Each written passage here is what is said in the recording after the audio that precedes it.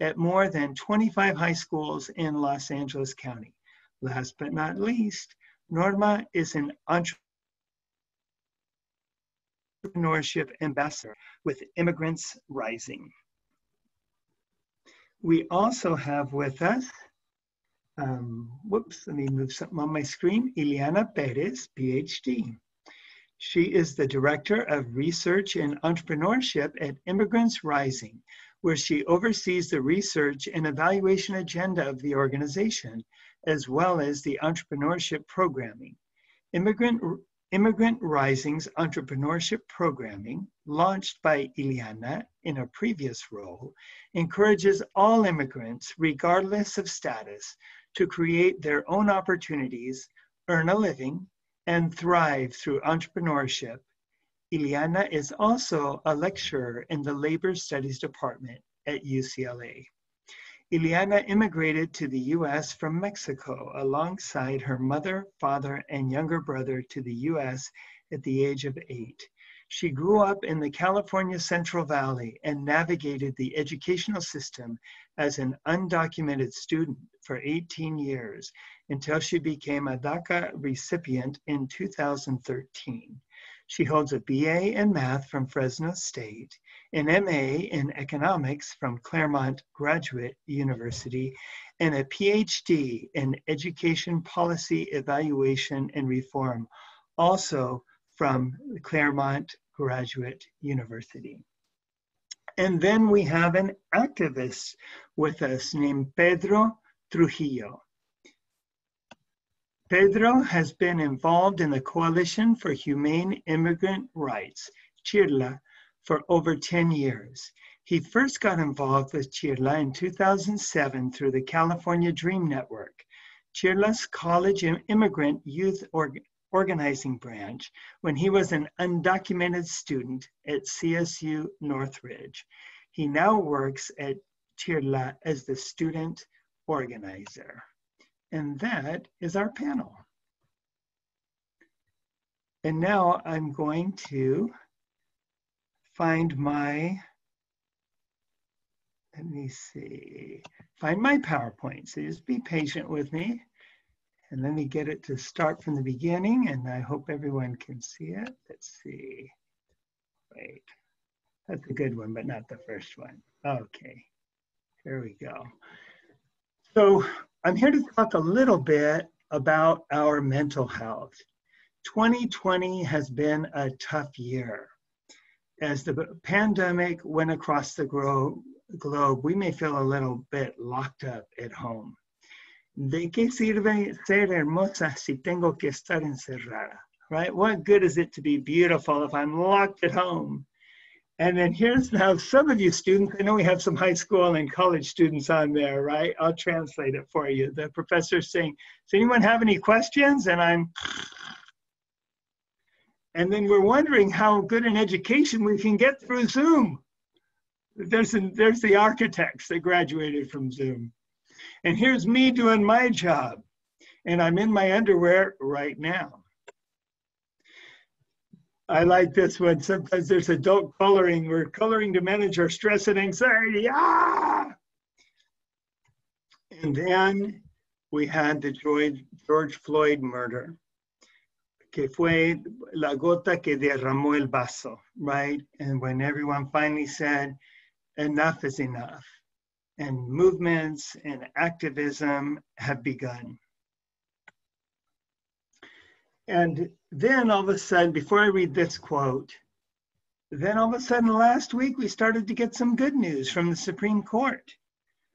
We first got the news about LGBTQ rights. We got news that California could be a sanctuary state. We got news that the California community colleges could send some of the care money to undocumented students.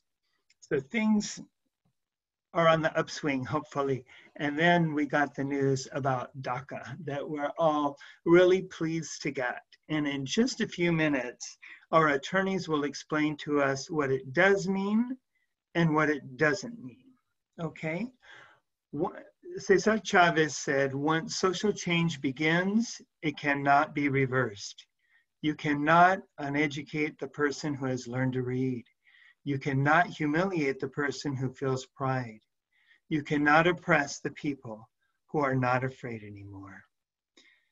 And Sandra Cisneros, I love this quote from her. I've put up with too much, too long, and now I'm just too intelligent, too powerful, too beautiful, too sure of who I am, finally to deserve anything less. Cesar Chavez also reminds us, you are never strong enough that you don't need help. And that's what we're here for on this panel. We want to offer help to you and let you know you're not alone. Another Chavez quote, we draw our strength from the very despair in which we have been forced to live. We shall endure. From Justice Sonia Sotomayor, don't let fear stop you.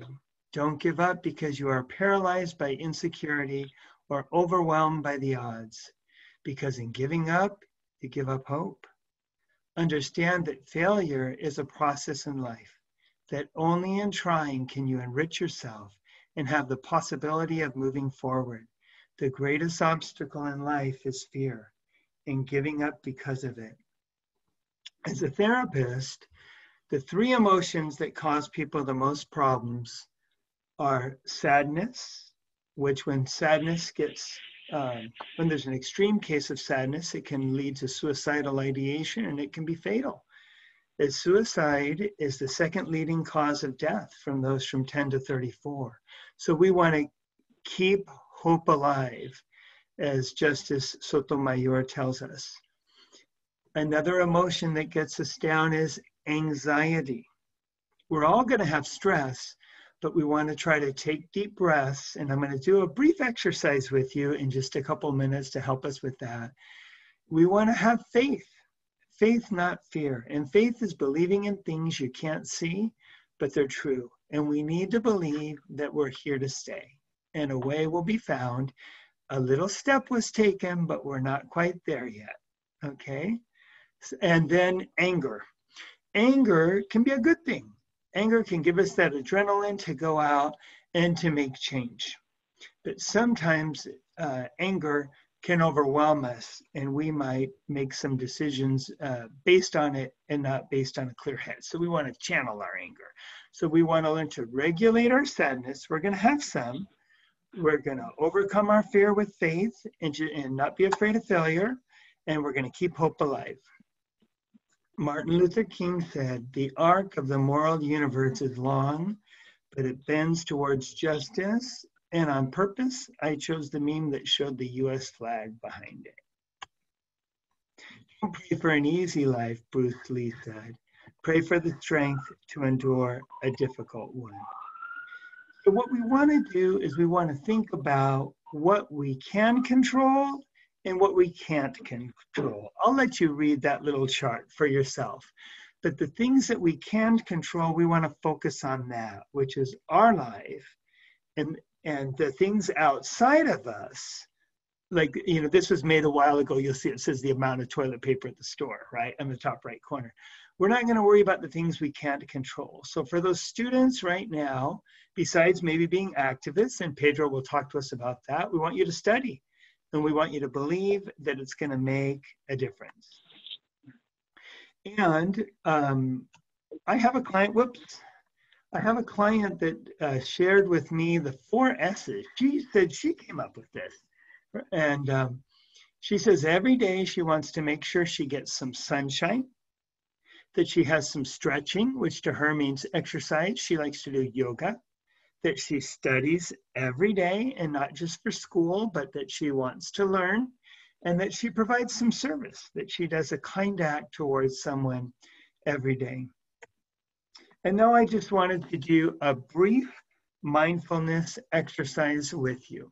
Okay, so mindfulness means that we live in the moment and we try to use our senses to enjoy that moment. So if I go on a mindfulness walk around the neighborhood, if I had hair, I would feel the breeze in my hair, right? I would smell the flowers as I'm walking by. I would look at the sun setting, and I would try not to think about yesterday's problems and tomorrow's worries, but just live in that moment, okay? And just enjoy that favorite fish taco or your favorite song on the radio and just turn it up, okay? So here's just a brief little exercise we're gonna do together. I told you I like baseball. So one thing we can do to center ourselves, if we feel that we're starting to have a panic attack, our heart begins to race, our body temperature goes up, we want to recenter ourselves with some mindfulness. So maybe you can have an object in your house or in your car that you look at for a second, you state what it is, and then you do this easy breathing with me, okay? So I'm going to choose the baseball, since you know I like baseball. So what we're going to do, and we're going to do it 3 times, okay? And this is to head off like a panic attack. Again, it's a mindfulness exercise. We're just going to look at the baseball and say, this is a baseball. And then we're going to breathe. We're going to breathe in for 2 counts, and we're going to breathe out for 4 counts. The reason we breathe out twice as long as we breathe in is because in a panic attack, sometimes we hyperventilate. We breathe like this. So we're slowing our body down. We're telling our body it's okay. We don't have to solve everything at once. We're just going to recenter ourselves. Okay, so now we're going to go through it 3 times together. And I hope that you'll do it with me. Here we go. This is a baseball.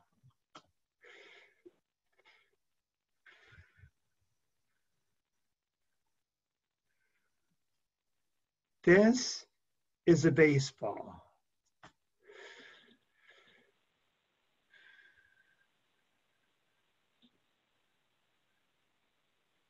This is a baseball.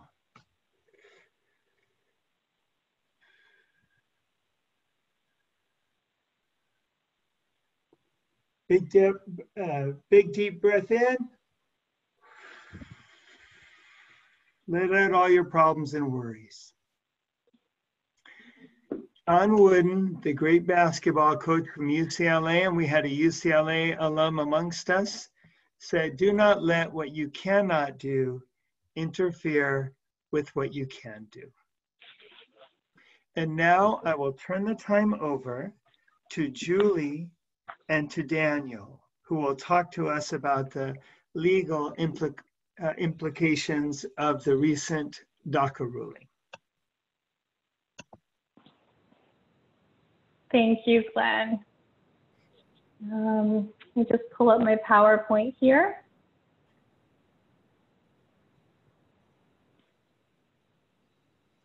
Is everyone able to see that? No, I can't see it yet. Let me try once again.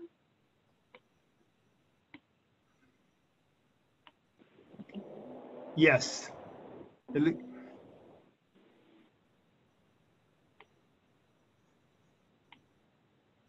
Okay. Well, thank you all for inviting me to be part of this panel.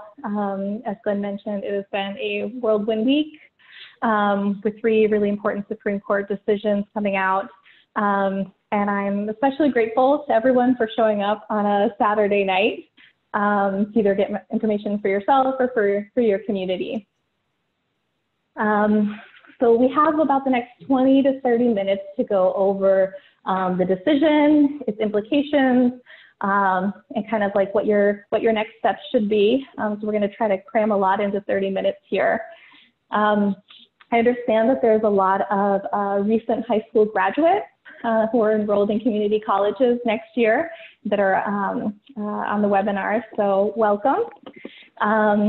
And I also heard that there's a lot of school allies and staff that have showed up, so thank you for supporting your students. Before we dive in, I just wanted to give a little caveat that this is just intended to kind of go over the decision and potential implications. But if you have questions about your own case or something personal, we can schedule an appointment for you. And I'm going to go over how to book an appointment, a one-on-one appointment at the end. So if there's anything personal, try not to put it on the chat, and we can address it in an appointment. And lots of you submitted questions in advance of the webinar. So thank you for that. And we've kind of used the questions that you submitted to guide what we're going to talk about. So I'll go over here what we're going to talk about. We're going to talk about the decision, what it means, what its limitations are. Then we're going to go over what are the requirements for applying for DACA for the first time, what you can be doing to get ready, and what are the kind of risks or limitations of initial DACA applications right now. We'll very briefly touch on renewing DACA, and then talk a little bit about advanced parole and how to get legal help for your DACA application or for advanced parole. And with that, I will pass it along to Daniel to start breaking down the decision. Great, thank you so much, Julie. Thanks to Cardesan for the invitation and to all the community colleges that organized the event. Really happy to be here. And when I was asked to join the event, we didn't know the outcome of the decision. This was planned in advance, and so it is really nice to be doing this 2 days after we got some really positive news, as Glenn kind of walked us through already. But just want to acknowledge that this should be a happy celebratory weekend. And so what got us here? How did we end up here? Well, the moment that got us to President Obama announcing the DACA program June 15th, 2012, was not by accident. It was not something that his administration just woke up one morning or 1 month and decided they wanted to do. It was the result of years of really focused advocacy and organizing led by Dreamers themselves. And after several attempts to get the Congress to take up various pieces of legislation generally referred to as the DREAM Act that would have provided a path to permanent residence for a lot of folks who came to the country as youth. After that was unsuccessful, eventually these advocacy efforts bore fruit in that the Obama administration announced it was creating this program, right, to recognize that there is this group of individuals that everyone acknowledges should be the lowest possible priority for deportation, and to allow folks to come forward, have their presence acknowledged, and have any potential deportation deferred in 2-year increments, and then get work authorization as a result. And so it's been 8 years now since that announcement. We just passed the 8th year anniversary of that. And so the program is generally considered an enormous success, nationwide enormous support. Public polling for the program has been consistently for the past 8 years, extremely high as 75+% of voters supporting this program. And we saw after the Trump administration came into office promising to end the program on day one, it didn't do that. It took some time, and then eventually in September of 2017 announced that it was terminating the DACA program. But the termination of the DACA program, and this is important for when we look to the future and what to expect from here on out, the plan that they announced to terminate the program was not an immediate end to the program. So they allowed about a quarter of DACA holders at the time a 1-month window to file one final renewal. And then everyone else in the program was allowed to keep their cards, their work permits, through their expiration date. That was the plan to end the program, to phase out the program that the administration announced in September 2017. And so that was where we stood that fall, and then a number of lawsuits were filed. And within a relatively short time, some of those lawsuits bore fruit in that courts enjoined the Trump administration from terminating the program as it wanted to. They prevented the administration from going ahead with this. wasn't a complete victory in the courts, so that people who had not ever gotten DACA were not able to submit initial applications during the course of the litigation.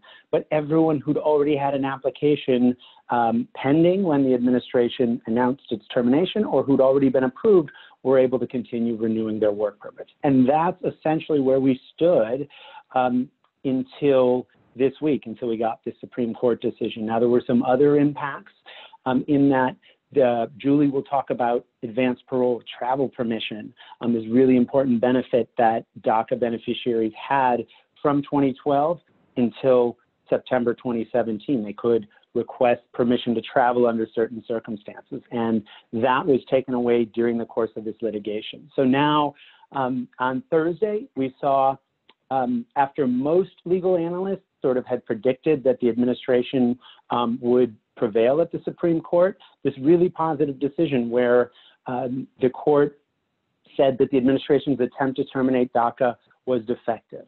And in essence, without getting into all the nuance of what the court said, this puts the initial DACA program as it existed, as it was created in 2012, back into place. So that means that now the potential for new initial filings for people who met the eligibility criteria or aged into eligibility since 2017, when the termination was announced, can now potentially file their applications for the first time. And then people who have DACA can continue renewing. People whose card may have expired and they weren't able to renew it in recent weeks or months, or even longer than that potentially, can now file a renewal application. And then the advanced parole, this travel permission to come back into the country lawfully, should be, that door should be opened again. And so the court based its decision on the administration failing to give a reasoned explanation for why it was terminating the program. The administration basically said, this program is illegal and therefore we are ending it, without going through what the court refers to as the reliance interests.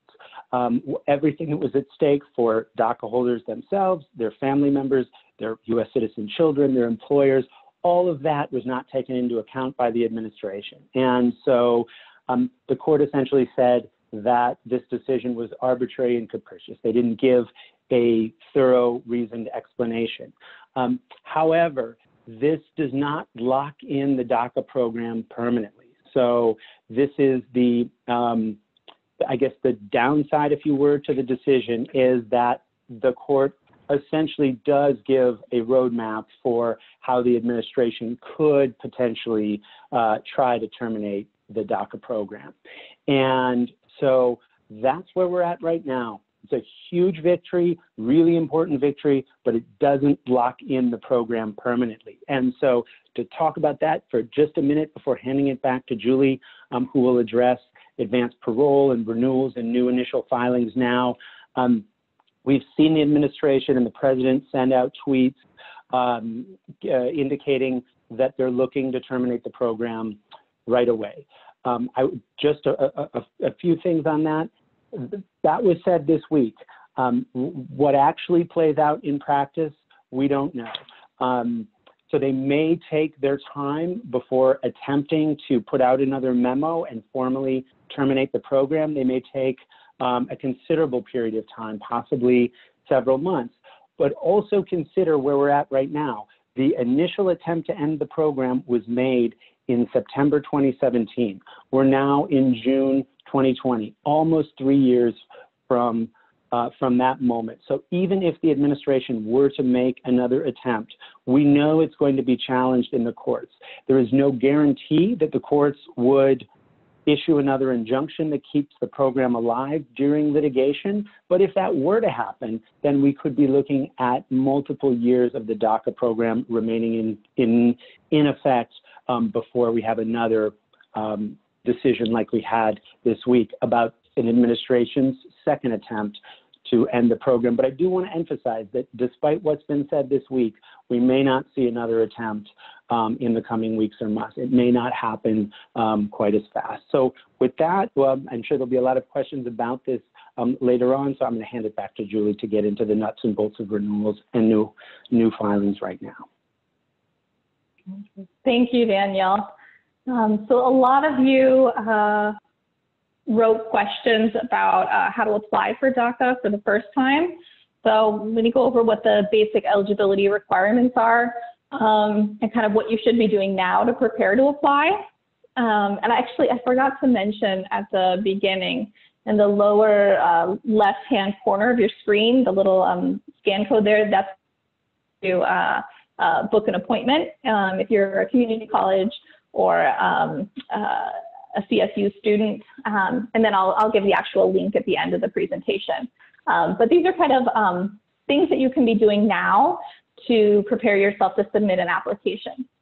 So the basic eligibility requirements, and we'll go into each one more in depth, but I've kind of broken them into categories with age, presence, education, and background.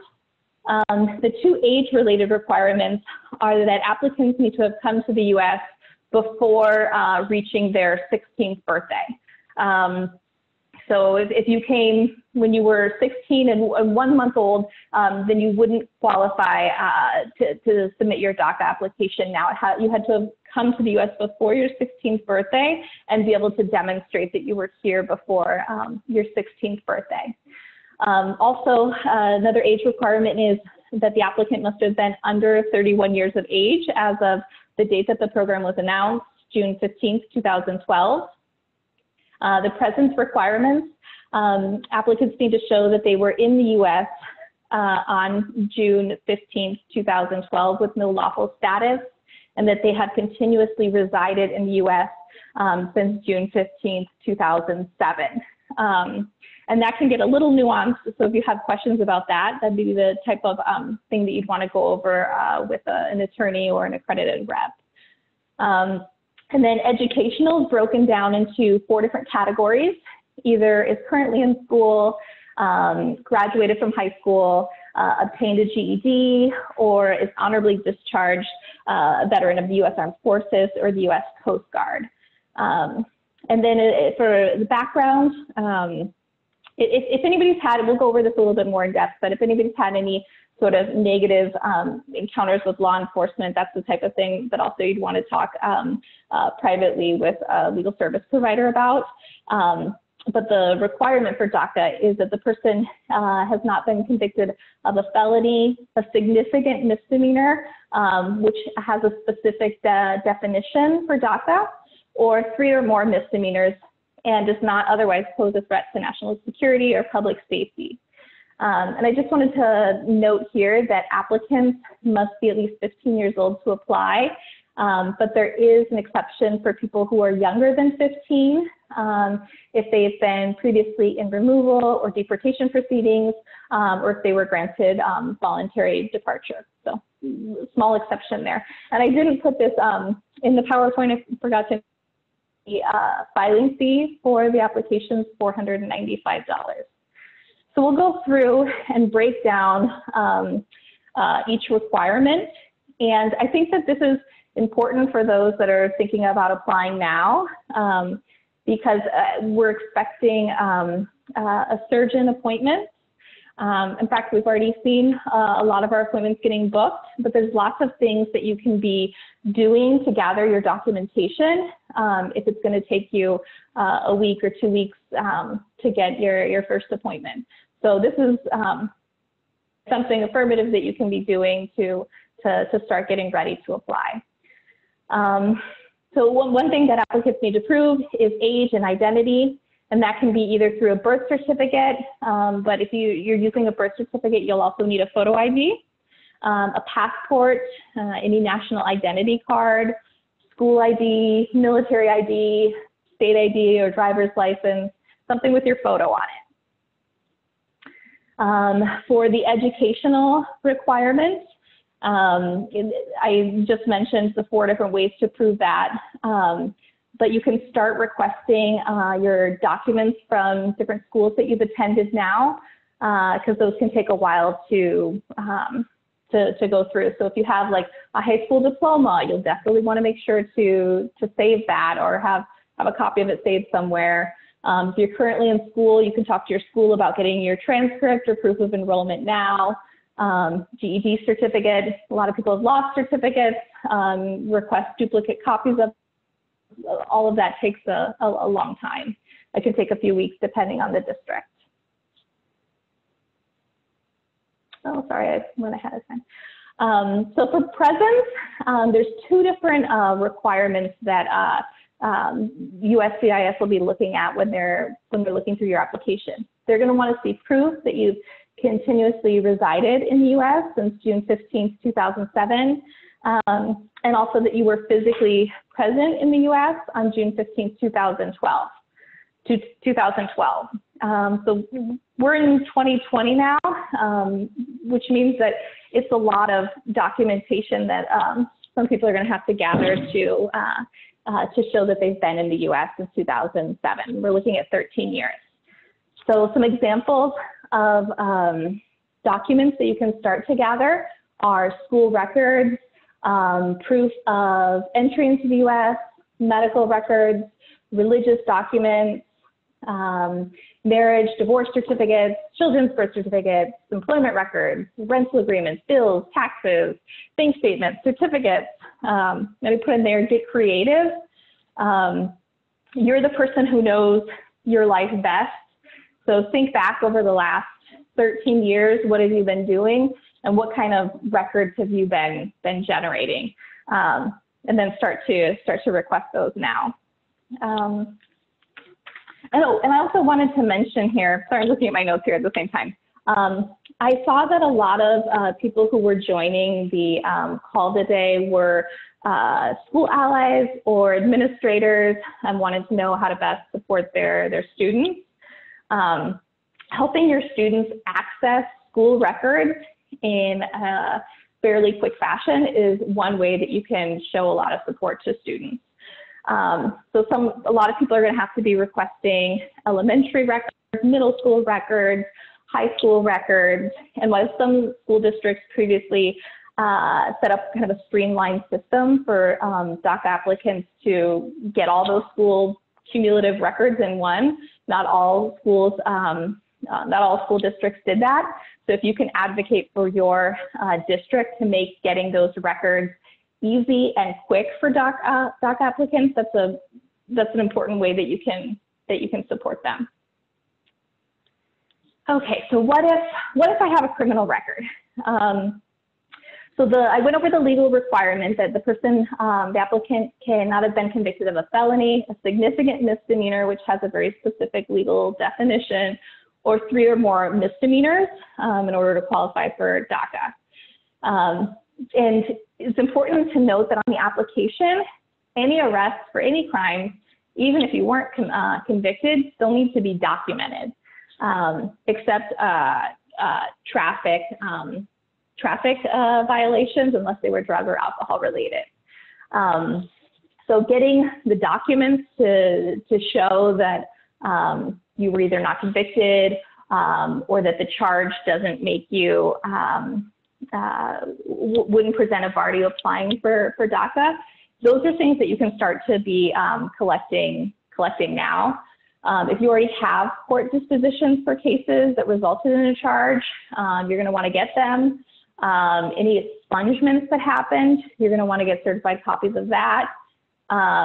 If there's no records that exist anymore, you just know that you were arrested at some point, but it didn't result in any court action, you're probably going to want to get a letter from your local court stating that they don't have any record. And that's because for DACA applications, applicants will be fingerprinted. So anytime that you've been fingerprinted in the past, even if it didn't result in a conviction, would show up on the record. And USCIS would want additional documentation to show that you're still eligible.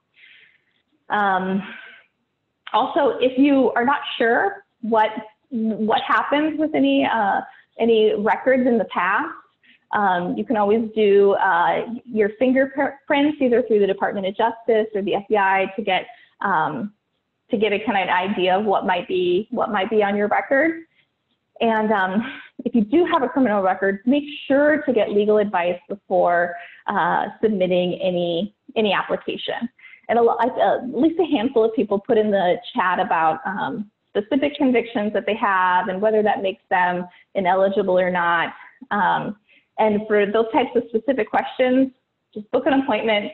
And while you wait for your appointment, try to get the actual court documents so that we can kind of quickly look into what exactly the charges were and how they would affect your case.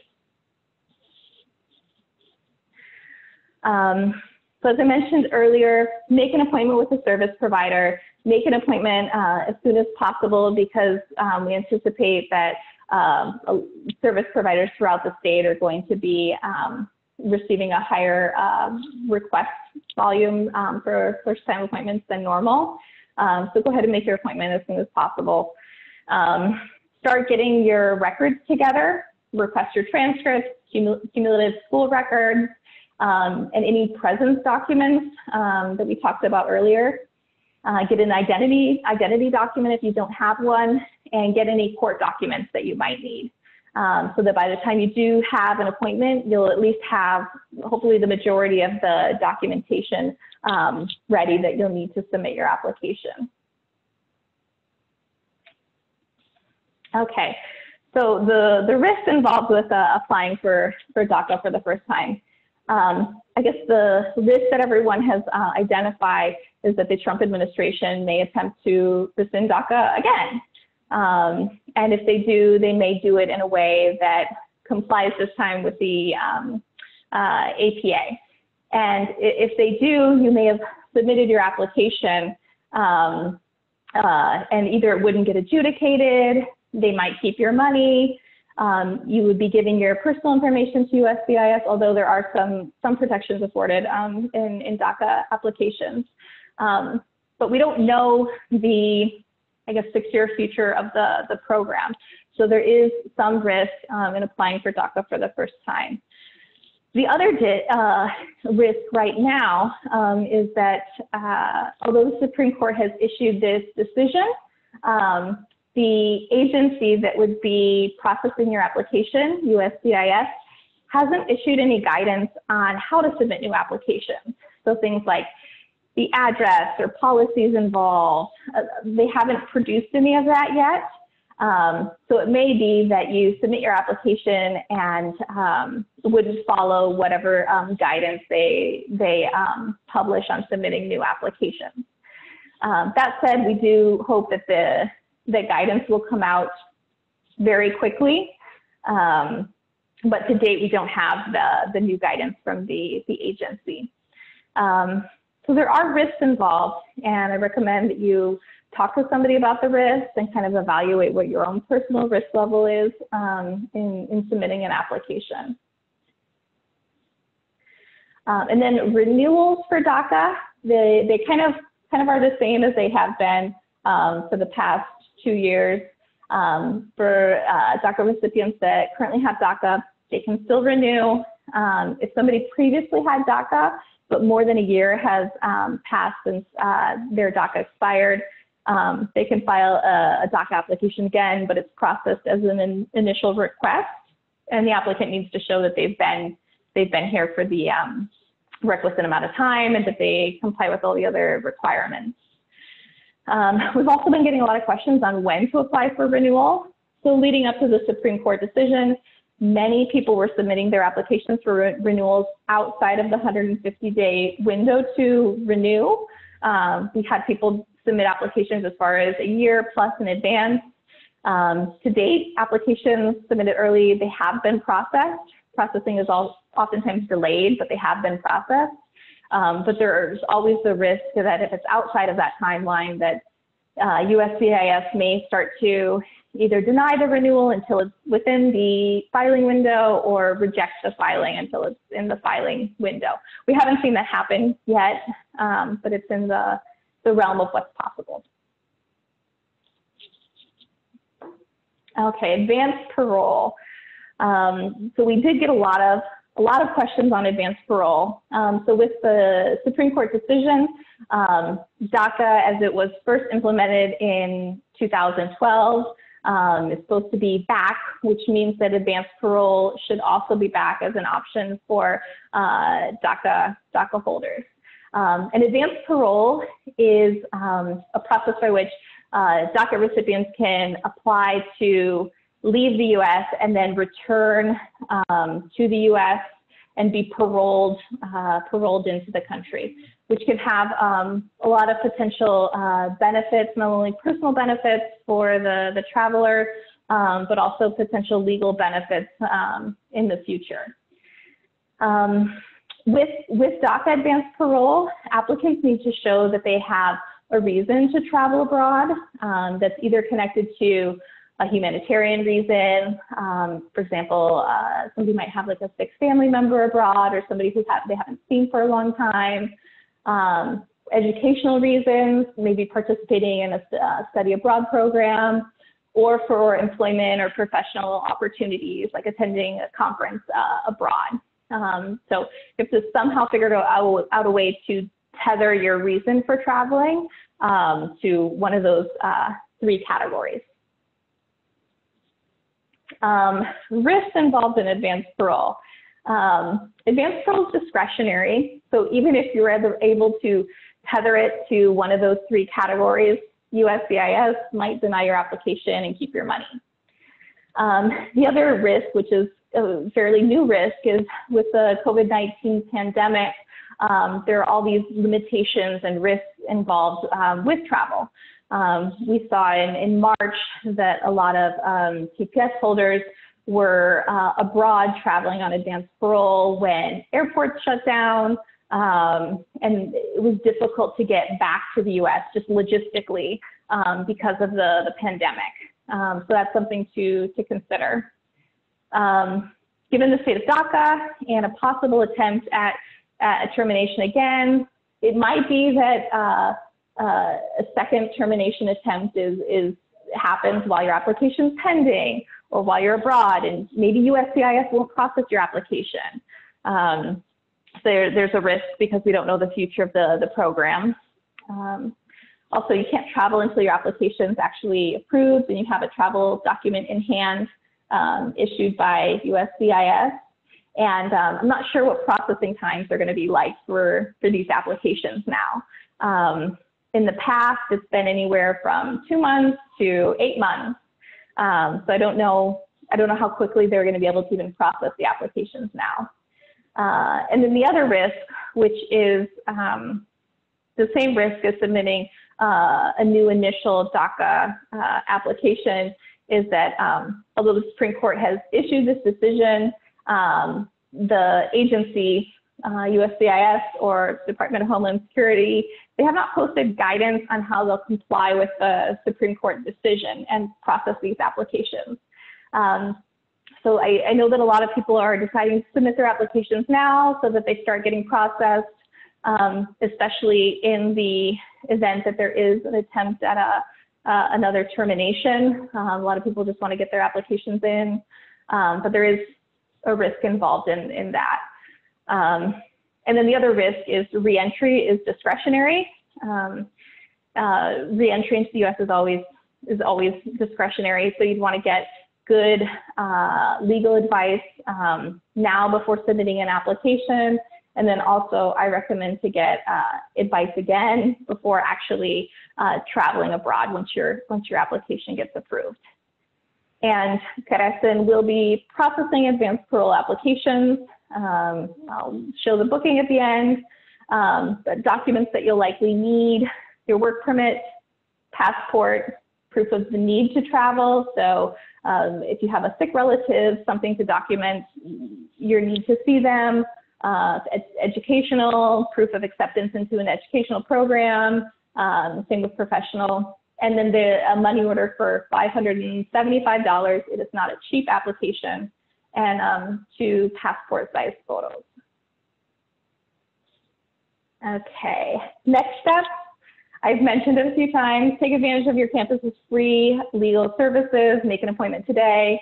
All community college students, staff and faculty throughout the state of California now have access to free legal services, which includes services related to DACA and advanced parole. So you can check to see if your campus has an in-house, or I guess virtual in-house provider yet. And if not, then you can make an appointment at a neighboring college, but take advantage of the free services. Spread the word, educate your community. We've got a lot of questions that show that there's a lot of confusion about what the decision means. A lot of questions about, does this mean that we can submit initial applications? Do we still wait? So start spreading the word around, and then keep fighting for and advocating for legislative change, because the kind of future of DACA still, it doesn't feel 100% secure still. This is a very important victory along the way, but it doesn't address a path to anything permanent, and it also doesn't address the many other immigrants in the U.S. that don't have a work permit or any legal protections. I guess to close, before I pass it along to, actually we still have to talk about the promise to scheduling system here. So I put on here, we have 3 different booking sites for Carecen. If you're a community college student, staff, or faculty member, you can book an appointment there, and I'll leave this screen up for just a few minutes here. If you're a CSU student, staff, faculty, or family member, you can also book a virtual appointment. And then if you're a community member that's not affiliated with a community college or a CSU, then there's a separate booking site. All of our services are currently offered virtually, so we'll send you a link to a video appointment once you schedule your appointment. And I think we'll have time for Q&A here after all the panelists go. So if you have any questions, you can submit them to the chat. And thank you for letting me share what we've digested so far about the decision. And I feel like even though it's just one step along the way, it does really show the power that the community has in organizing and not accepting these terrible policies that have come out of the administration. And with that, I'm going to pass it back to Daniel for just a few minutes here while I leave the scheduling appointment up to talk about how to find the right help and kind of avoid the wrong help. Thank you, Julie. And so I guess what I want to encourage everyone to do is take advantage of the community college services, the Cal State services, these services provided by qualified attorneys and federally accredited representatives while they're available. And so this is a huge resource that going back just a couple years did not exist anywhere. And right now we have the UC campuses, Cal States, and our community college district with this incredible resource. So a lot of individuals choose, sometimes out of convenience, sometimes out of perception that it is a lower cost alternative, to go to someone who is not an authorized provider of services. These folks are often referred to as notarios or immigration consultants or visa consultants. And so I really want to warn folks that these individuals, all they're allowed to do for you is fill in spaces on blank immigration forms as you direct them. They're not authorized to provide you any advice as to whether you are eligible to renew your DACA, to apply for the first time, how an arrest may affect you or may not affect you. So the only thing they can do is, under your direction, type in answers to questions on forms. And if that's all you need, you probably don't need to pay someone for that kind of service. And what we see in my department, the Department of Consumer and Business Affairs of the Los Angeles County, receives lots of complaints from individuals who've gone to these notarios and immigration consultants and have been misadvised, or scammed entirely. So we understand there is great interest in filing a DACA first-time application, or for a lot of people renewing right now, while we know that the program is still alive before the administration takes steps to potentially wind it down again. But really want to encourage everyone to take advantage of the on-campus resources. And if that's not an option to you, or if you're speaking to your friends or other relatives who aren't students and don't have those free services available, to reach out to the network of qualified nonprofit organizations or a licensed attorney in order to be connected to someone who can provide you competent services. And again, often people choose the notario or the immigration consultant because they believe it's a cheaper option, and it ends up being much more expensive over time when an application is botched, denied, has to be refiled, all of that. So if you need a referral to Carecen and Chirla have these services, and then our office can also, the Office of Immigrant Affairs of LA County can connect you to qualified providers. So with that, I will pass it along. Thank you. Well, thank you, Julie and Daniel. That was great information. And Julie and Daniel, maybe you can peruse the Q&A a little bit. There's some questions that were asked and answered by some community college faculty and people from dream centers and things, but maybe you can check in all of those, and when we get to the Q&A, maybe you can start by answering some of those questions and maybe combining some. But Absolutely. Thank you. Yes, what a great resource it is to have you for us. We're really grateful for that, and we're excited now to hear Norma Castañeda, a non-DACA recipient, tell us her story. Norma?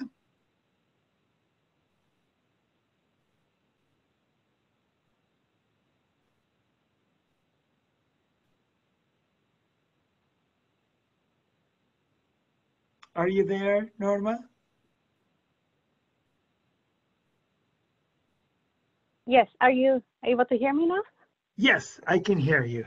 Okay. Yeah. Okay, perfect. Sorry. I was talking, but I guess I wasn't coming up on the recording.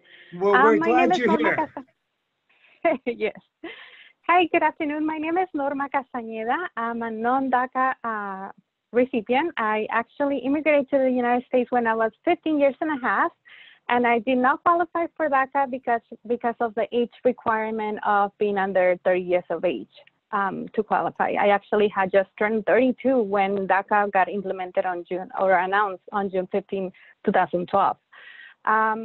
My background is, I actually, as an immigrant in this country, I graduated from high school right before there was AB 540. AB 540 is a law here in California that started in 2002.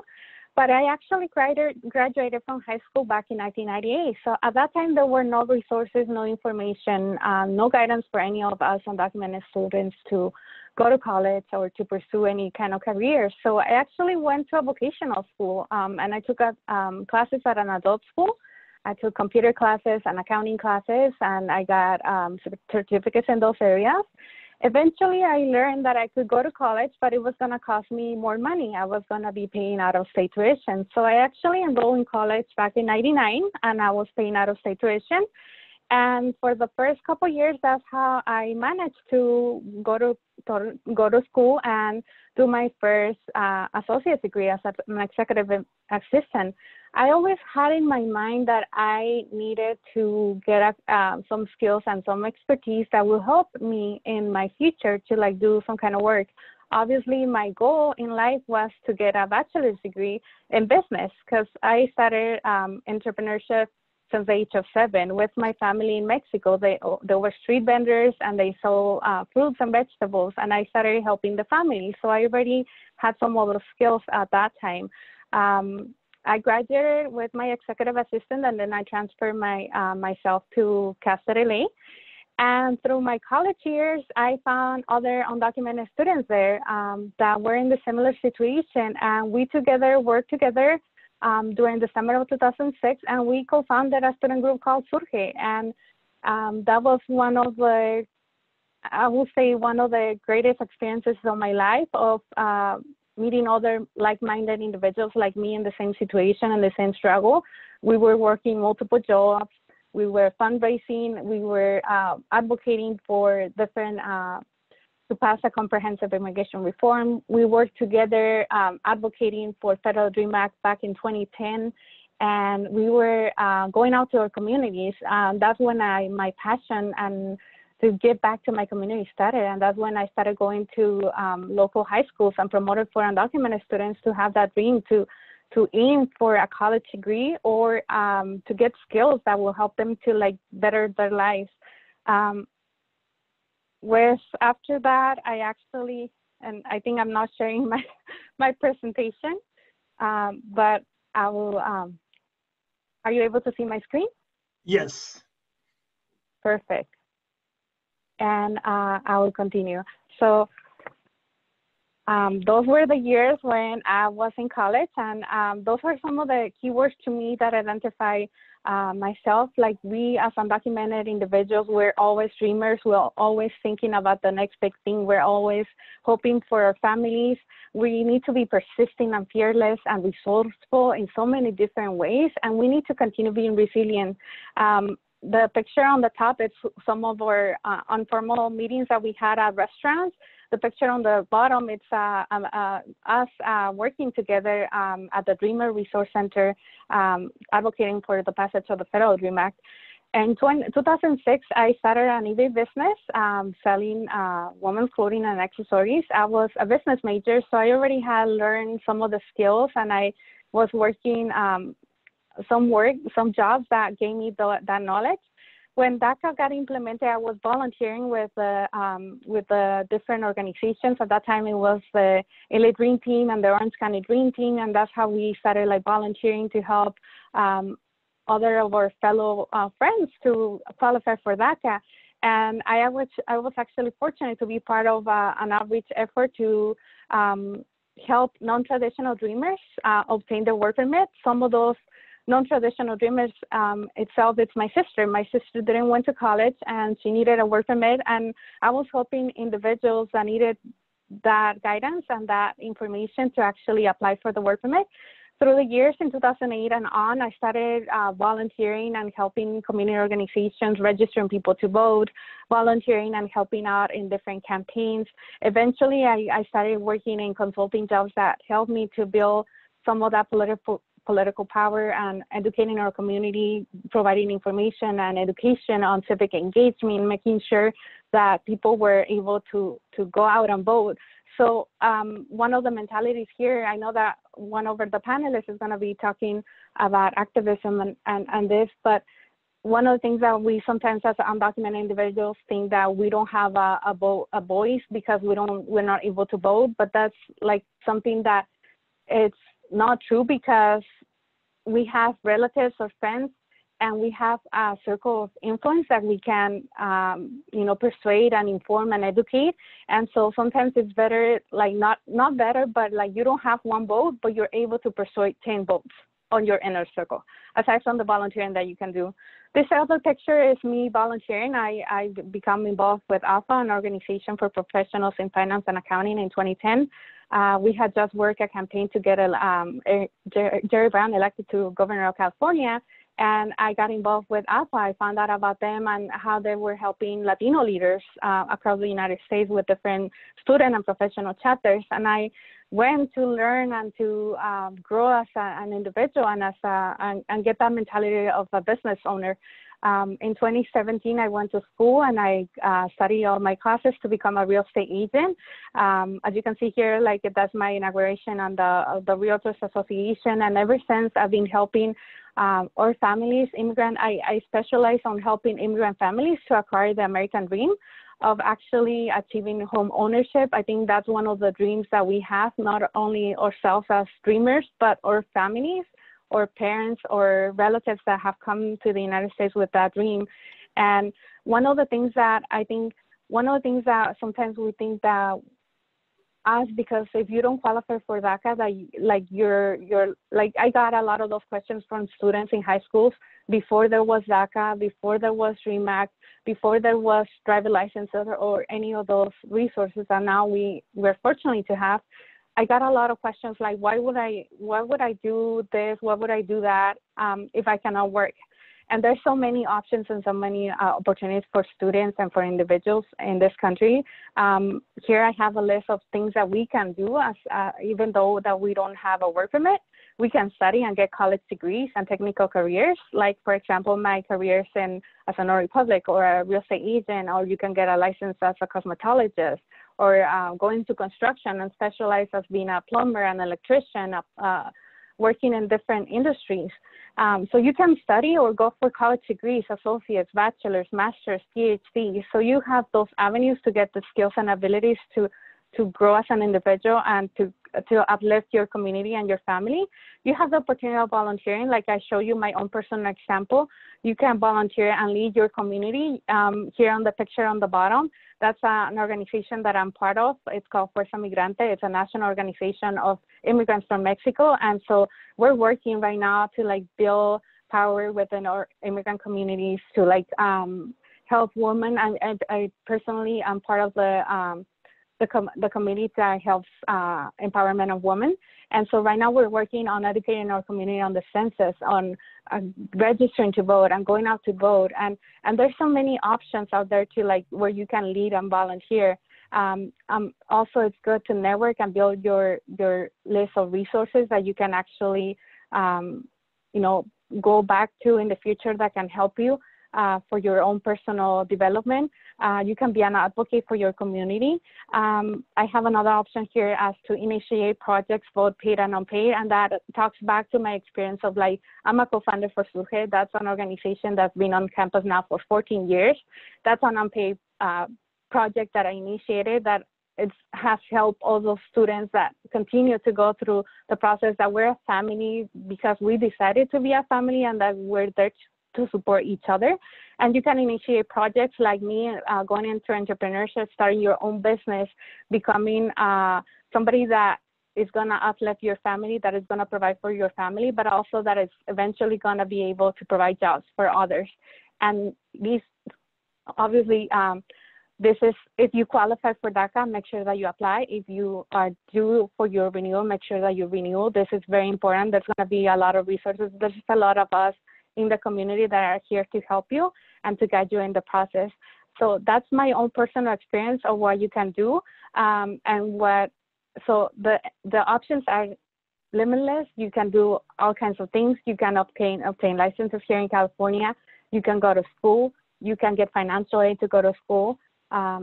So with that, I leave those options. I hope that individuals have a lot of questions for me because I love to help individuals with if my personal story helps others. I think that's one of the things that makes me really happy. And with that, I will conclude my presentation. Norma, thank you for that inspirational and uplifting presentation. What a positive attitude you have. And you don't let your legal status stop you. I love that. We can study, volunteer, network, and advocate. We may not have a vote, but we can persuade 10 other votes. That was wonderful. Thank you so much.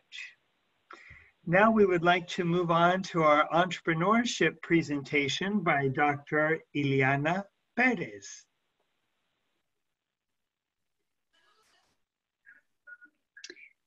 Great. Hello, everyone. Thank you for the opportunity to be here today. I was also equally inspired by Norma's presentation. It's been a pleasure getting to know Norma over the past few years as a very good friend, as a colleague through our Immigrants Rising Entrepreneurship Fellowship. So delighted to hear that Norma, was definitely part of this event. And I'm excited to share a little bit more about entrepreneurship generally. I'm glad that Norma got the opportunity to share about her experience so that folks can see that entrepreneurship is definitely an opportunity that is available to anyone regardless of immigration status. And so next slide, please.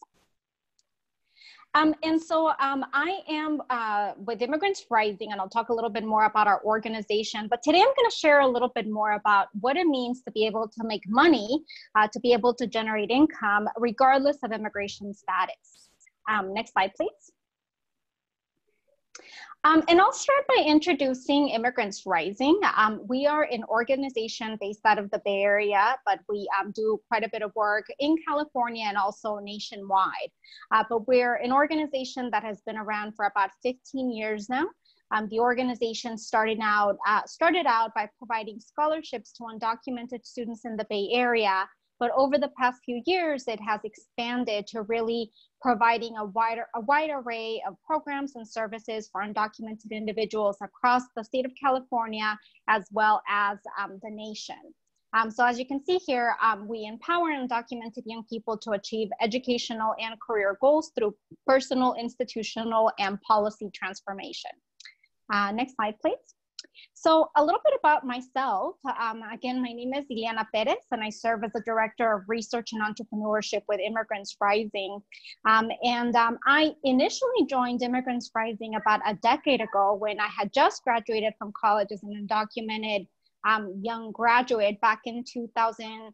I graduated in 2009 and joined the organization around 2010. And I was very fortunate to have come across this organization and specifically come across the executive director, Kathy Jin, who really allowed me to explore what the different opportunities existed for individuals such as myself who had graduated from college and were looking for opportunities to utilize their degrees and make money. So obviously this was before DACA. So I did not have work authorization. At the time, there were no driver's licenses, no social security numbers. And so I started to work as an independent contractor, doing a wide array of activities, anything from math tutoring, from social media, marketing, event coordinating, bartending. I mean, it was just like anything that was available that I could find. On Craigslist was primarily how I made a living. And this is the way I made a living all the way up until about 2014. I did ultimately become a DACA recipient in 2013, but it actually took me a while to even utilize my work permit because I was so used to working as an independent contractor. And for many years, even to this day, I've actually continued to use both my work authorization as an employee for several organizations that I've worked for, but I've actually continued to work as a consultant, doing a lot of different data analytics work. I was able to graduate from college through a private scholarship through the McCann Family Honors College at Fresno State, which is available to this day. Any of you that are interested in learning more about private funding, this is a great opportunity. It's a full ride scholarship, regardless of immigration status, regardless of DACA, specifically at Fresno State. I was also able to pursue graduate school at Claremont Graduate University, which is a private university down in SoCal. I was able to complete a master's program in economics and a PhD in education policy. And I actually started that program before DACA. So again, I realized that there's a lot of anxiety, there's a lot of hope related to DACA, but there are so many possibilities even for individuals that may not have been eligible for DACA for whatever reason, to continue to pursue higher education all the way up to a PhD program. So definitely a possibility. Next slide, please. So we do have a page called beyonddaca.org, it is a page that is constantly being updated. We did have a video on there that was specifically related to sort of waiting to see what the decision would be like. We obviously know what the decision is like now, but I highly encourage folks to check out this video. It's an amazing compilation of stories, primarily of non-DACA recipients who you know, make a call for,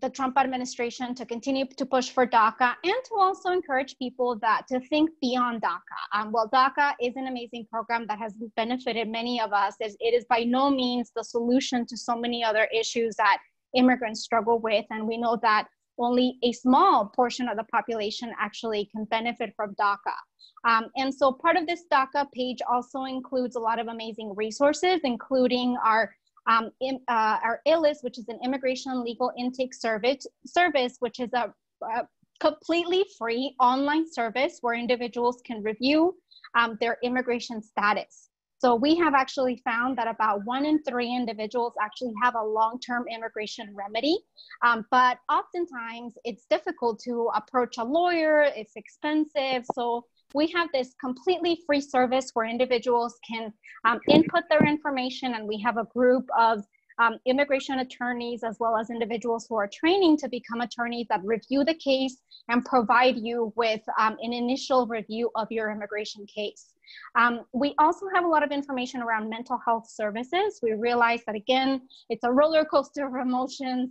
We also know that Trump continues to tweet saying that he does want to end the program. So all of this, we realize, lends itself to a lot of anxiety, a lot of emotional distress. So we have a lot of mental health resources. We have also free service in California called our Mental Health Connector, where we can match undocumented young people looking for mental health providers completely for free. All of the consultations are done via online. So definitely encourage you to check that out. We host weekly wellness gatherings where we invite undocumented young people to join us. We have a lot of mental health professionals who would lead really amazing conversations. And lastly, we have a lot of information around entrepreneurship, which is what I'm going to talk about today. So definitely encourage you all to check out beyonddaca.org. Next slide, please. So now I'm going to move into talking a little bit more about this concept we call the undocu hustle. So when we first started doing this work about 10 years ago, one of the things that we noticed is that the terms entrepreneurship, gig economy, were terms that the undocumented community didn't necessarily resonate with. My parents have been entrepreneurs for about 15 years, and they would never think of themselves as entrepreneurs. I kind of feel that there's this disconnect between entrepreneurship and kind of the tech industry, or Mark Zuckerberg, Elon Musk, like they're the entrepreneurs, but that's not really us. And that's not true at all. The undocumented community has been resilient, has been innovative, has really hustled for years to be able to not just survive in this country, but thrive in this country.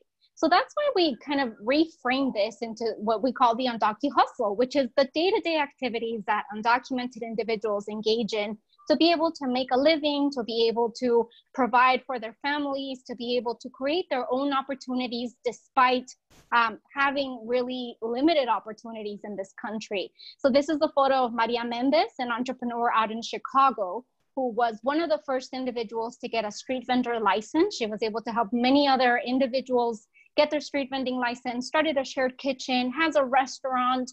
So this is really, the embodiment of what we mean when we talk about the undocu hustle, regardless of immigration status. Next slide, please.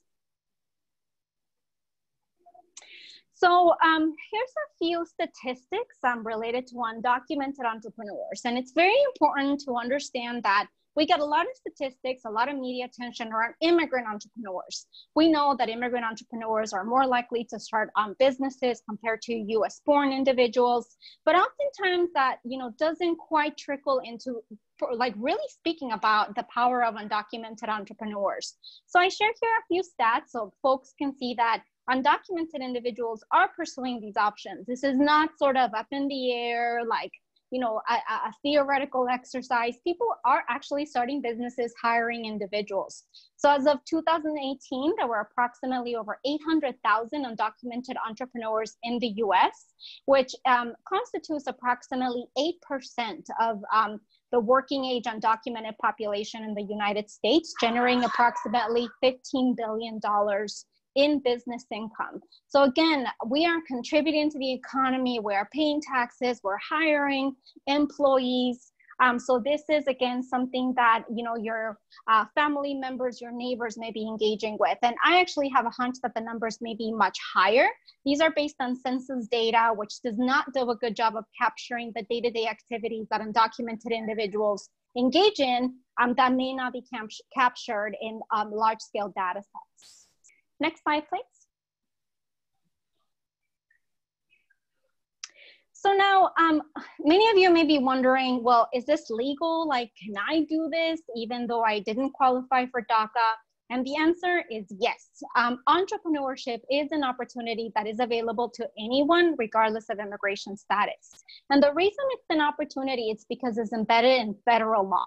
So many of you may be familiar with the last amnesty, also known as the Immigration Reform and Control Act of 1986. And what IRCA did is that basically it intended to reduce the number of undocumented immigrants coming into this country by barring employment. So hence the reason that in order for individuals to work legally in this country, they do require having a social security number, work authorization. But what IRCA also did is that it left an exception that basically said that work authorization or a social security number is not required for independent contractor or business startup. What this means is that anybody in this country who wishes to work as an independent contractor or start a business, individuals can actually use an ITIN, an individual tax ID number, instead of a social security number, and be able to earn a living as long as everybody pays their taxes. So we have a ton of resources on our website, a lot of webinars, a lot of guides, handouts that go over the ITIN, that go over what it means to make taxes. We definitely don't have enough time to go over all that in detail. But basically the point is that according to federal law, and again, this cuts across any other state law, anyone, regardless of immigration status, can engage in this kind of work, regardless of immigration status. And there's quite a few forms that you should learn about in case you're interested in pursuing these options, such as the W-9 form, 1099 form, how it differs from the I-9 form. And again, there's a lot of detail that we have to offer, and I'm happy to answer any questions if anybody has any questions about that. Next slide, please. And so very briefly, just because I know a lot of folks tend to have a lot of questions related to the ITIN. So the ITIN is the individual tax ID number that the IRS issues regardless of immigration status. It's typically used for federal tax reporting, and it's given to any foreigner. It's not just the number that is given to undocumented people.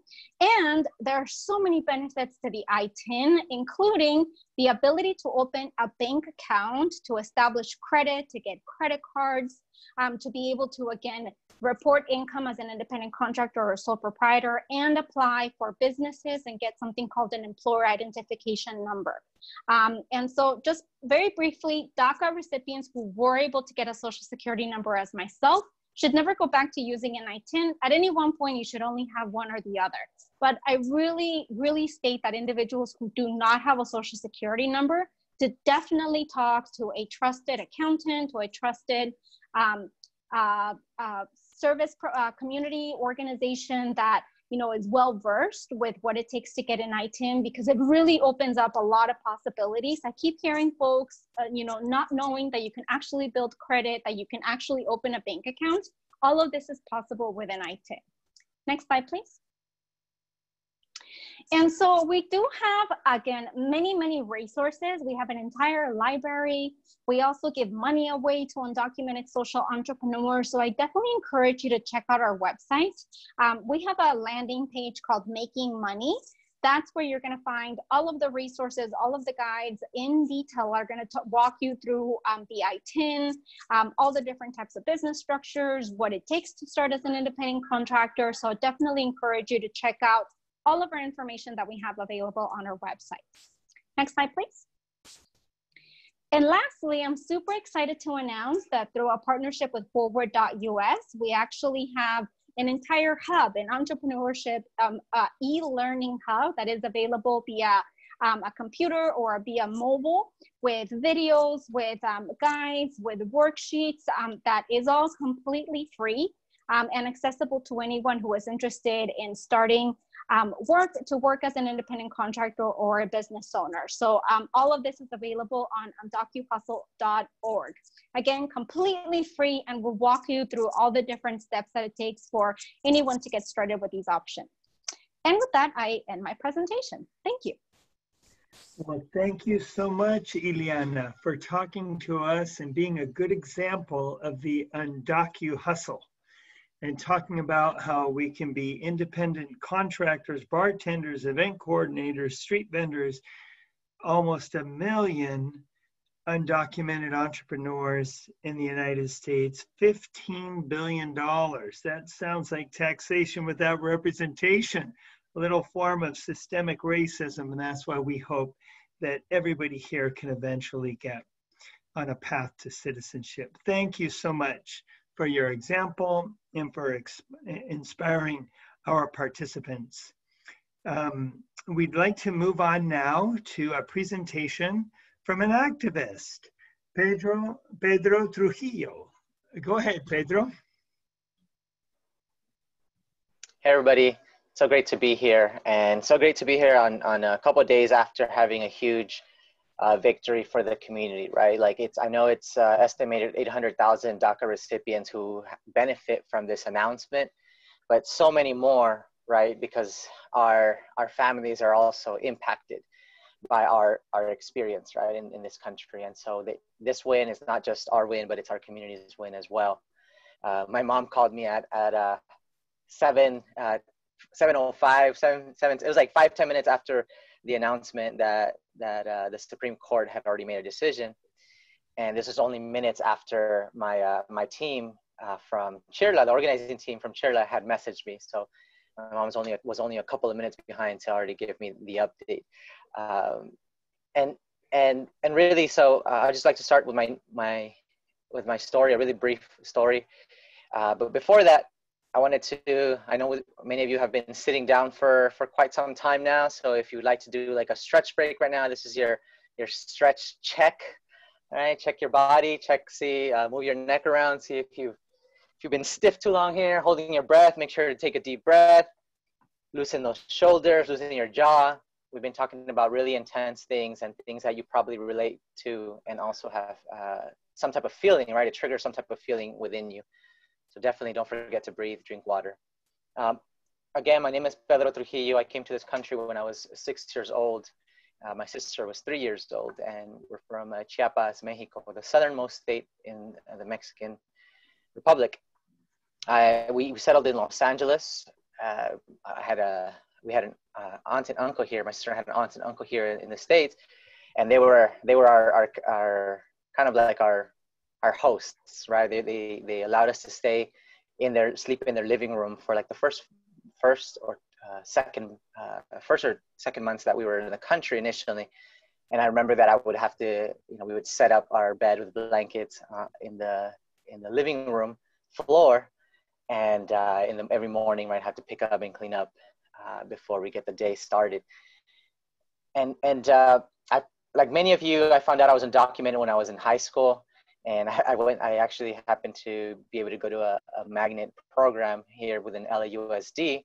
I went to Bravo High School, and all the majority of my classes and majority of the students that I went to were all like with this dream of like going to college, right? So naturally, your environment is telling you one thing, right? And so that's where I was headed to, right? That's my mindset went there as well, naturally.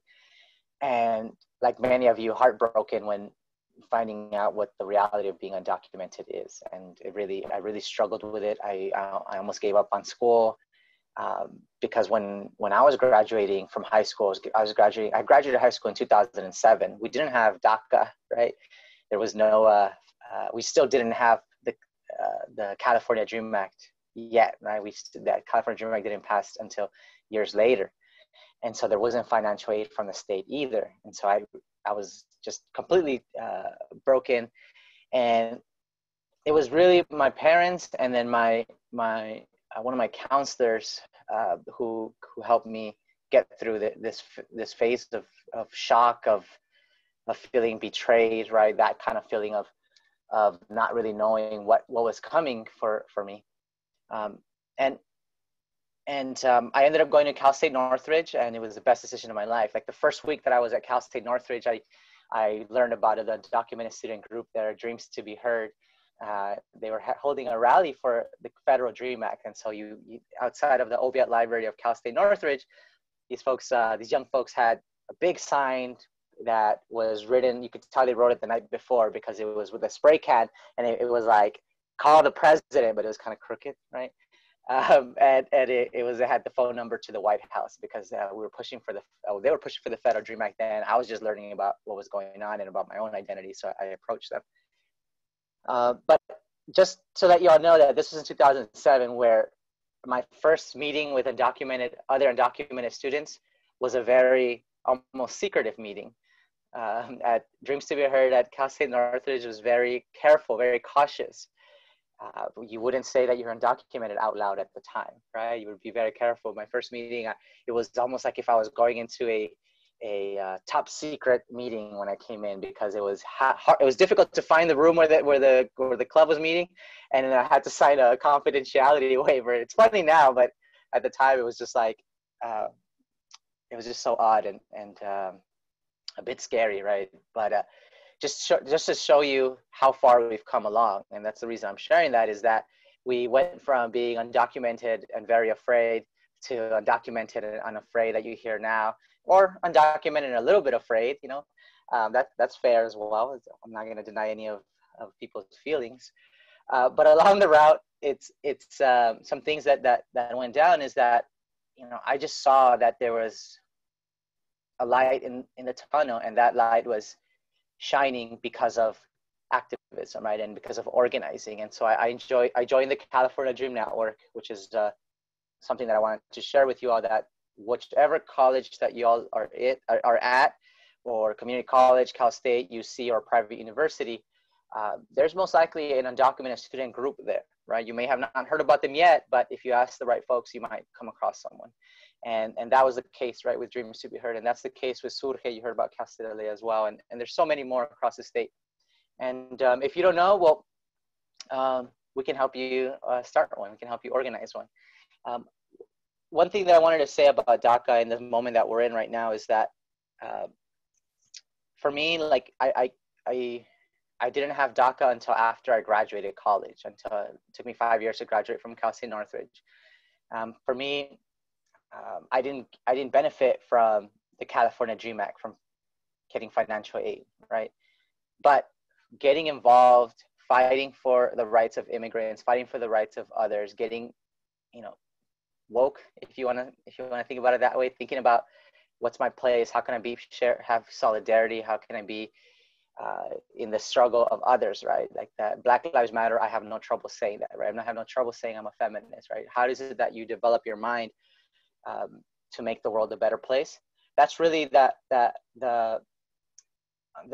growth that it took, and along the way of the battle, right? So the things that we fought, you may not benefit them, right? Or I was not able to benefit them, but my sister, when she went to community college, she was able to benefit from the California Dream Act, and so many more, right? Thousands more of folks have been able to benefit from the California Dream Act since it was fought for and won.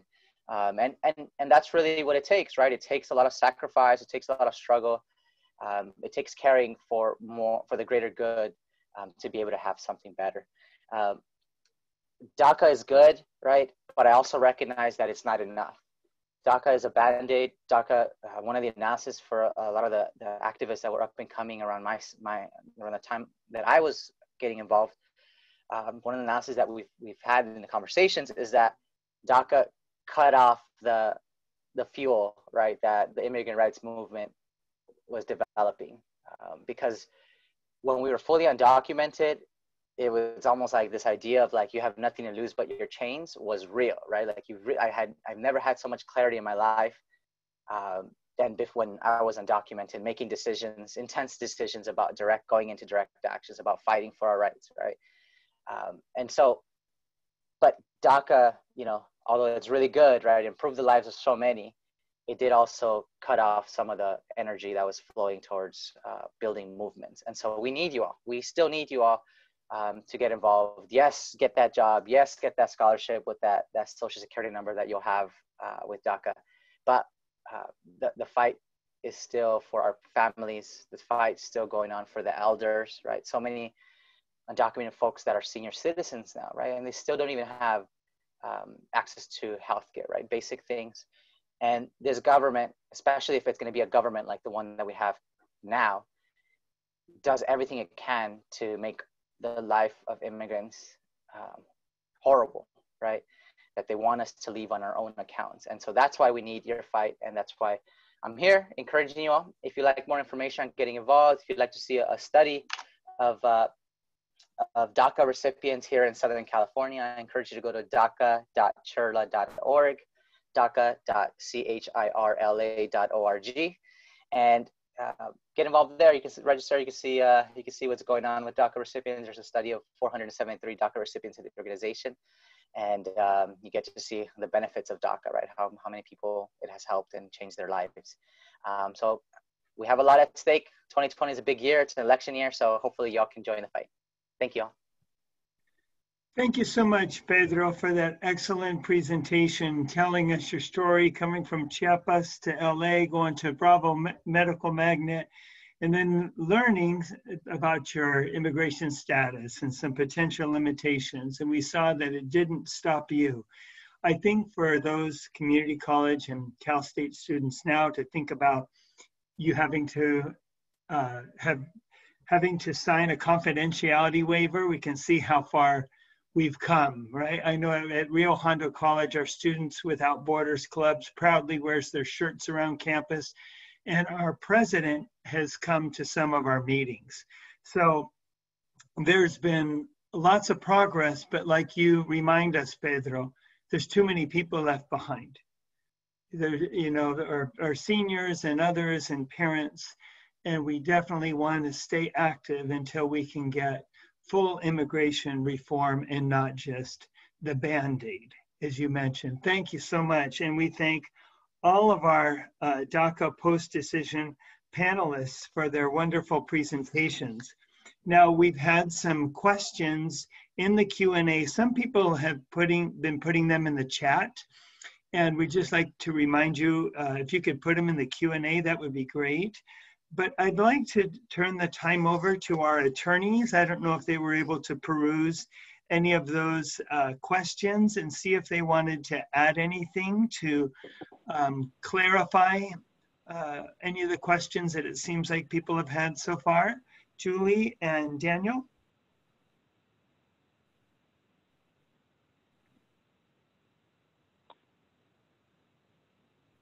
Okay, so you know, I'll go ahead here. I guess with one of the questions, I'm not able to see the full the full Q&A, but I understand a number of folks have asked whether whether U.S. Citizenship and Immigration Services can simply take applications in and then deny them. I guess several folks have asked this thinking, okay, so the administration lost at the Supreme Court. Can they just do what they want to do anyway by denying all these applications individually?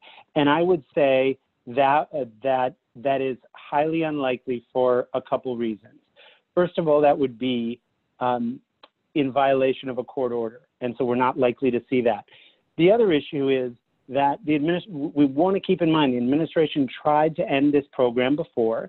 They said they were not going to be processing DACA renewal applications after September 2017, and then courts ordered them to do so, and they complied. They kept renewing DACA applications right up until this week, right up until the day before the Supreme Court decision. Folks were getting their DACA application, renewal applications approved. So that is a highly unlikely scenario. We talked at the beginning that the time frame, how soon they're going to make a second attempt to end the program is a huge question mark. And what the courts will do with a second attempt, whether they will issue an injunction again and allow the program to continue while litigation plays out a second time or not, those are all uncertain. But now that we have clarity from the Supreme Court and before the administration attempts to end the program again, we expect they will comply with a valid court order, and they will eventually, hopefully fairly soon, continue to process new initial DACA applications. Thank you so much. I'm wondering if Elisandro and or Vanessa, who have read some of those questions and answered some, do you think there's any clarification questions that you can ask Julie or Daniel on behalf of the questions that you've seen coming in? Yes, I actually copied some of them into a Word doc, and I think right now, some of them were kind of answered right now. The other concern was around applying for DACA for the first time or renewing with criminal backgrounds. There was a case where, for example, somebody has a DUI now. What will happen now that they renew? So there's some concerns around criminal backgrounds and applying and renewing. Yeah. Yeah, and it looks like folks are having a hard time hearing Julie. Julie, jump in if you can, but if she's not audible, what I'm going to say on this is that those situations really require an individual assessment. So on the DUI issue, generally a DUI would disqualify a person from DACA. However, an expunged DUI in some situations was not a barrier to either getting or renewing DACA. But that is a case-specific situation that everyone with some criminal history like that is going to want to do their individual legal consultation and should take advantage of the resources if they're students through CHIRLA and Carescen's on-campus services. If they're not students, take advantage of the nonprofit network, the DACA Legal Services Provider Network that the state of California has made available funding so that a number of organizations can provide consultation and then application assistance free of charge for individuals. And so folks can contact CHIRLA, Carecen, or the LA County Office of Immigrant Affairs, 800-593-8222, and we will connect you to one of those free providers. Awesome. I'm sorry about that. My computer stopped working, so I had to switch over to the phone, but I'm here now. Yay. I think the other question that I saw come up on the chat was when Carecen will start processing advanced parole applications. Yes. I don't think Daniel answered that as I was switching over to the phone, right? And someone also asked, whoops, sorry, if you can elaborate on that clause too. Someone put in the Q&A. Yeah, so Carecen's going to start processing advanced parole applications immediately for those that want to submit their application before official USCIS policy updates on their website. So we'll be processing them as soon as Monday. And you can make an appointment with us if you want to get started on that. And we can kind of go over what would be the risk for your individual case and what kind of documentation we would need to get started on your application. But we are moving forward with advanced parole applications. Wonderful. Are there any more questions? You can just type them in the Q&A. Okay, I'm going to read one that just came in case you can't see it. It says, my son's girlfriend had her DACA application submitted, and she even got fingerprinted in the Chatsworth office. But due to her circumstances, she never got the actual documents. In 2018, immigration closed the DACA case. Does she apply as a new application? It's a very specific question, so do make an appointment. We have seen that happen multiple times where people submit applications, they get lost, and later they want to resubmit. I will let you know that they're generally processed as a new initial application, and you'd need to show that all the requirements were met. We can also help with that. Thank you, Julie. Any other questions? Hi, this is Vanessa. Another question that I saw on the chat is regarding community members who are not part of the community college. And so they're asking if they're able to receive free legal services, even though they're not part of a community college that has a partnership with Carecen. And so, well, I'll let Julie answer on behalf of Carecen first, of course. So Carecen does offer services to community members, and the majority of our services including DACA-related services, are free of charge for low-income individuals. And Daniel can probably talk more about county-wide resources. Yeah, and so as I sort of mentioned before, there are a number of organizations in LA County and the surrounding counties actually that have of funding to provide consultation and DACA application preparation free of charge. And so folks can contact our office to be connected to those providers, and I'll put the information right here in the chat in a second here. Wonderful. Thank you so much, Daniel. It's good to know the resources and to share them broadly. Do we have some more questions? Did another question come in? There are a few more questions on there. Oh yeah, yes, there are. And I wanted to ask one too that I get sometimes from our students.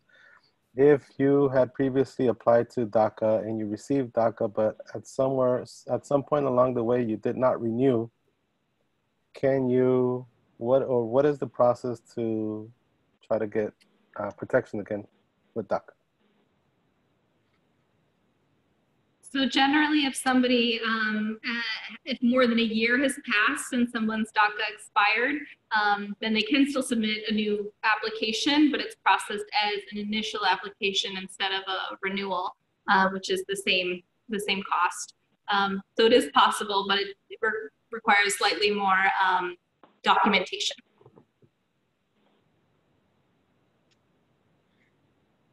Thank you. We have a question, and Stephanie, if you're listening, it says, since this is being recorded, will there be a link where we can rewatch this, just in case we missed anything? I sure hope so. Can anyone answer that question for us? Yes, it will be. We'll go ahead and share it once we've completed the webinar. We'll go ahead and share it with all of those that signed up. Oh, great. Will they be emailed the link? Yes, it will be sent to the email that you signed up for the webinar. That's perfect. Thank you. There's so much good information. Will Carecen charge you an extra fee besides the DACA application? So the majority of Carecen services we're able to provide free of cost if people meet our income eligibility requirements. There is a filing fee with USCIS of $495. Previously, the state through CDSS was able to cover the filing fees for a lot of applicants, but those fees are actually running out this month, and to date they haven't been reallocated. So the vast majority of nonprofit organizations that were able to help with filing fees in the past will no longer be able to do so. That said, if you're a student somewhere, a lot of colleges and universities have special resources to help with filing fees. So you should check in with your Dream Resource Center to see what kind of resources might be available to you. Great, thank you, Julie. I just want to make sure all the students and participants in this webinar see that Daniel placed the phone number that he was talking about for the LA County Office of Immigrant Affairs. It's right there in the chat, the 800-593-8222 that the community can contact. Thank you, Glenn. You bet. Where do we go to apply for DACA the first time, since I know USCIS has not updated the public about it?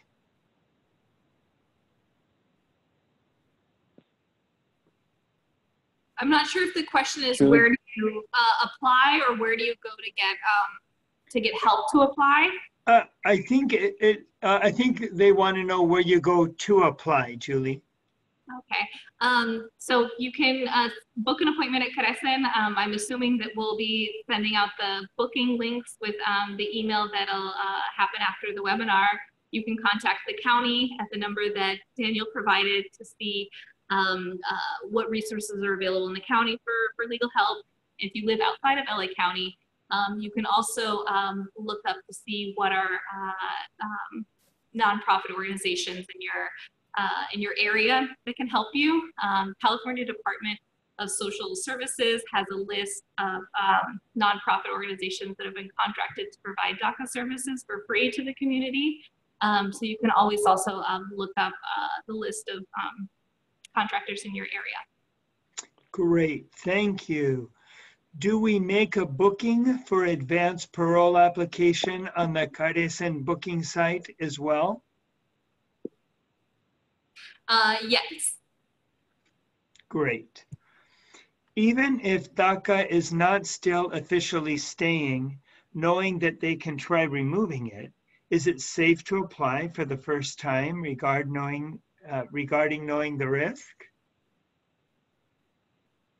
There are risks involved. One of the slides kind of went through all of the risks. You may lose your filing fee. Your application may not be processed. Your application, there may be a retermination during the time that your application is pending. And also you are giving all your personal information there. So there are some risks involved. And I encourage everyone to talk in depth about the risks in your personal case with a caseworker before submitting your application. Thank you. And just making sure everybody is looking at that chat to get the website for the California Department of Social Services for the list of DACA contractors. And we also have a link that will take you directly to be able to book an appointment with Caresen that is in the chat. So we encourage you to take a look at that and to save that. Great. Any more questions, participants?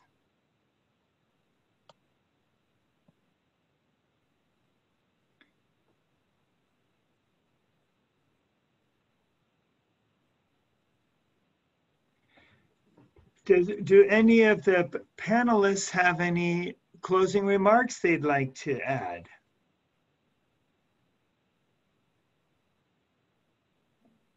Thank you all for attending. Really appreciate it. You're going to be getting an email shortly with the recording and some of the vital information that was provided today. I hope you all go on and enjoy the rest of your Saturday night. Well, it was good to be with you, and there was talk about our mental health. Let's make sure we take those deep breaths, that we do good self-care, and that remember that when things don't happen the way you want them to, there still may be ways around it. If you can't go through the door, you can go through the window. And remember that there are lots of people here to help. And I think some of you received a link. If you would like to join in a healing circle right after this, we will be opening the link shortly. If you just want to talk about your thoughts and your feelings about everything that's been happening in the past few months and especially this week. Okay, so we thank you all so much, especially the panelists, but all the participants too. And just know that we love you and we're rooting for you.